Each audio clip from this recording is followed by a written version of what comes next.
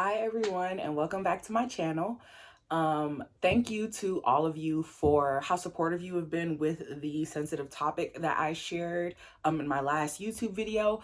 I know it probably seemed like it came out of left field, but it is my reality. It is what I have been dealing with every day in my life for the past 5 years and am currently still in the process of dealing with.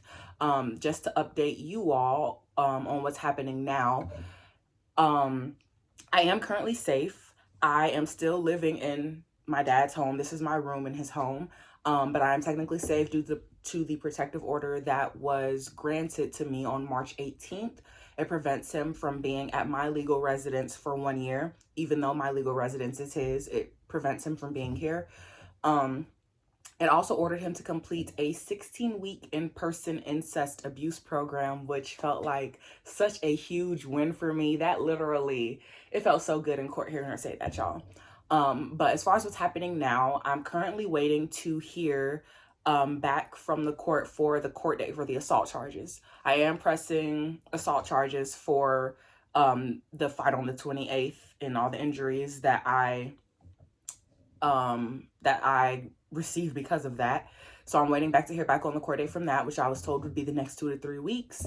And then besides that, I started work this week, which was very overwhelming, a lot of emotions, but my job has been extremely supportive. I'm a registered behavior technician now, which is someone who works with kids who have autism to help them develop more socially normal behaviors and skills.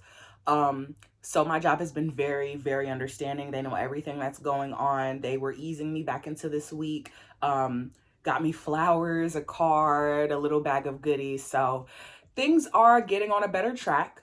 They're getting on a better track, but I did still want to make this video explaining why it is that I want to move out of the house. Basically, the impact this house is having on me and has had on me, and is still having on me. So yeah, I wanted to make this video explaining more to you all why I started the GoFundMe and why I have such a strong desire to want to get out of here, even with him no longer being here. Before I get into that, I want to preface it by saying that it has to do with my mother, whom I love very, very much. I love my mom. She has been a great mom my whole life. Like, doing, of course, the traditional mom things, making sure you have food on the table, getting you involved in extracurriculars, talking to you about boys, stuff like that.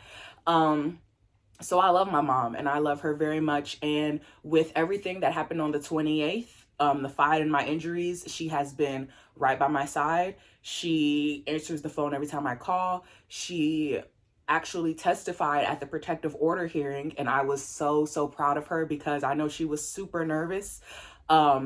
But she testified at the order hearing. She has been here with me every step of the way dealing with things this go round. And I am very appreciative to her for that.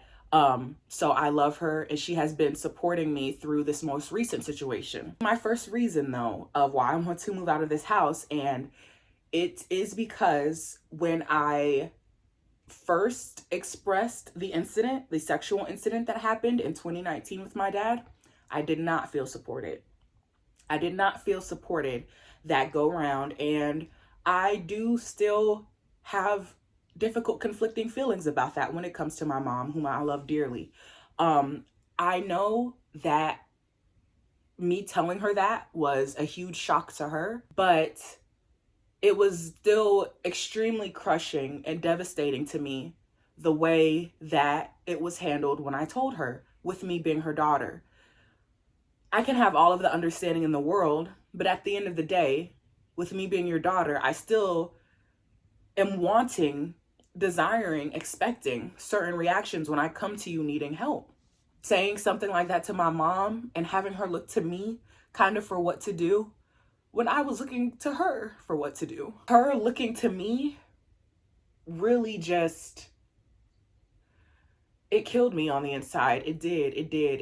And we have had conversations about it, so it's not like I'm putting this out there and I haven't even talked to her about it. We have had multiple conversations about it. she definitely has helped me get through, because I don't know what I would be doing if she hadn't helped me. Her testimony helped a lot at the protective order hearing, but with what happened 5 years ago, I did not feel supported. It was hard, and it still is hard. And I'm trying to work on rebuilding that relationship. But it's impossible to do that living here. It truly, truly is. Reason number two is constantly receiving updates on like my dad. Constantly receiving updates on my dad. And granted, this is something that I would be having to deal with regardless, just because of the nature of the situation. Like, I'm still in pressing assault charges, and I mean, unfortunately, this is my family. Like, this is what's going on. Like, so I would still be getting updates I'm still going to be getting updates regardless to some degree, whether I'm in the house or not. But living here, I'm receiving way more info than I need to know, and info that I don't care to know. Like I said, my parents are getting a divorce. And so I'm constantly hearing like my mother's emotions about that. As she needs to get things off of her chest, as she needs to talk. I get it. And I get it. It's tough for her, but it's tough for me. I went through the sexual incident in 2019. I went through the physical assault on the 28th. And it feels like to me that I constantly have to be a sacrifice. I can't keep being in that position. And because I feel that way, it makes me less receptive to wanting to hear about her feelings now dealing with the divorce. Granted, again, this is news that I would be hearing, I'm sure, if I wasn't living in this house, but it's just feeling the full impact of it all because I am living in it is a lot. It's a lot. And then I'm looking down at notes to make sure I'm kind of hitting all the points, because I tried to get all of my thoughts out before. But then also, of course, hearing things of like where my dad is and what he is or isn't doing daily, kind of like the text updates or the stuff going on with my brother or just any other random information. It's like I have the protective order because I want to keep him away from me. It is the opposite of a GPS locating system.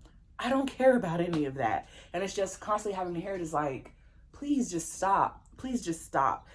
Like I said, I feel like I'm constantly having to operate at a level that is a shell of myself, because I have to deny my feelings or invalidate my feelings or be respectful and not upset my mom and things like that.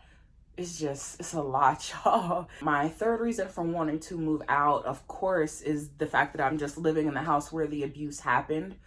I mean, yeah, that one is pretty much, that is what it is. Like, this is the room where the sexual incident took place.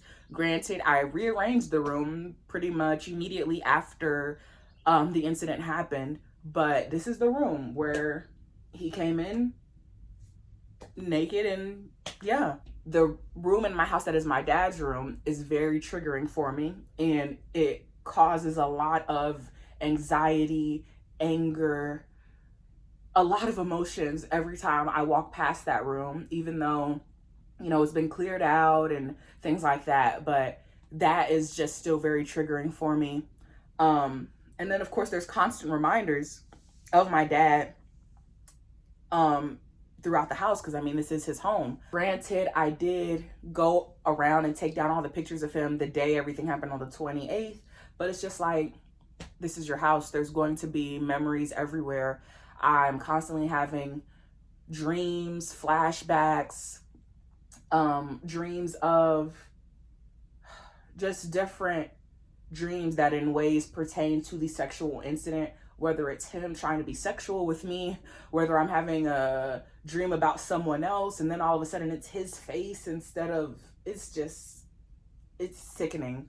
And then dreams about the incident on the 28th where, maybe what if he comes back to the house with his guns? What if he hurts me?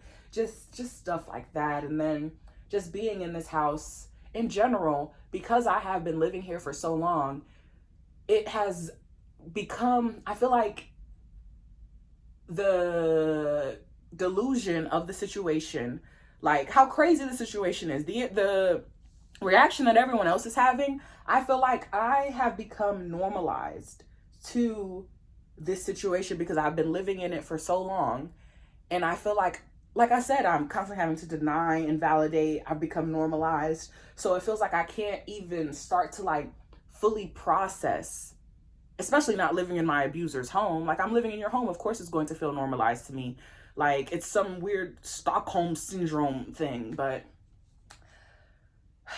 just dealing with all of that comes from like living in the house itself. Just a sick sense of normalization, a sick sense of normalization that I hate, that I really, really hate. And the last reason is not being able to focus on myself. So all of everything that I've talked about so far, the not feeling supported, living where the abuse occurred, having the updates on my dad, which are related to my brother and his funds for college being up in the air, my mom's divorce, her feelings about the situation and her not feeling supported, and but still like wanting me to support, like all of that. It's like I can't even begin to focus on myself. My only goal is moving out, because I feel like I can't even begin to start to think about anything else while I'm still here. It's just, it's my life. It has taken over my life in a way that is not healthy, that is not good, that will not progress me if I don't get out of here.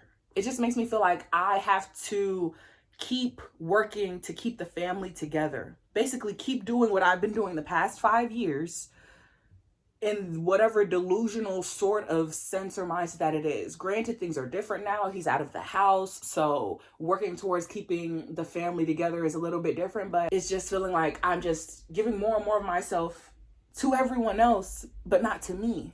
And that's what I really need to do. And I remember first coming back on the 28th and first coming back to the house after spending the days away and just hating the fact that I was there, sick to my stomach. Like, I spent about an hour in my car before I even went in, trying to think if there was any place else I could go, anything else I could do. I would like to feel like more of my efforts are going towards like kind of more of my goals. Like, it was a lot. It took everything in me to come to social media and talk about this. It took everything in me to post that last YouTube video, to post things on Instagram, to see it getting so many views and comments, and to start the GoFundMe, to be so vulnerable, to feel so exposed, to get so personal. It took everything, every bit of strength that I had, y'all. It feels like my efforts aren't necessarily going towards like my goals and my progress and my healing. It feels like it's still kind of, in a sense, going towards this man's house and the terror that he's caused and like things like that. I just want to be so free of this situation. I want to be so free of the house. I want to be so free of the house. And I'm getting a lot of help right now.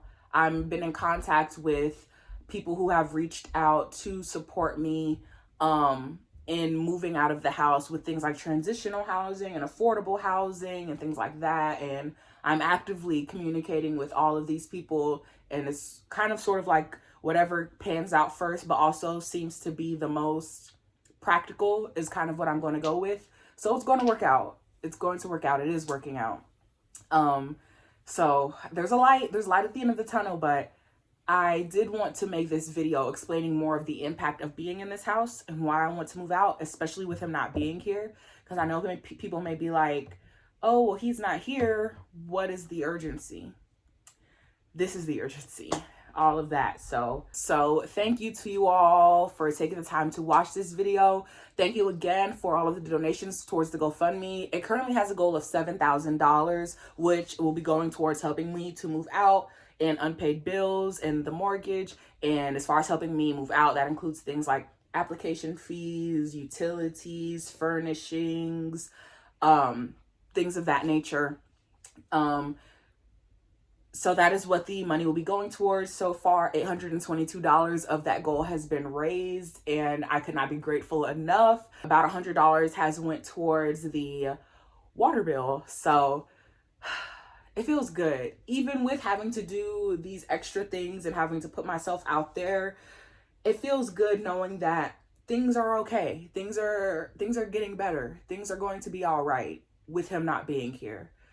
So, thank you all. And if you would like to donate to the GoFundMe, the link will be in the description box below. If you cannot donate financially, then just viewing this video has been plenty enough. Thank you for taking the time to listen to my story. If you could like, comment, subscribe, of course, all of those things will help to continue to help to get my story out there, to spread awareness for this type of thing happening, to also spread awareness for the GoFundMe. And then also sharing this video. Sharing is a huge way of being able to help me achieve both of those things, of spreading the awareness of my story and the GoFundMe. Besides that, you can also let the ads on this video play. You can let the ads on my past videos play and you can rewatch them. I know that's a little more lighthearted content, a little bit easier to enjoy. So these are all just different ways that you can continue to show your support. And if none of those sound up your alley, again, just tuning into my videos means just as much of the world to me. So thank you all again so much. I hope you have a great day and I will see you in the next update. Bye.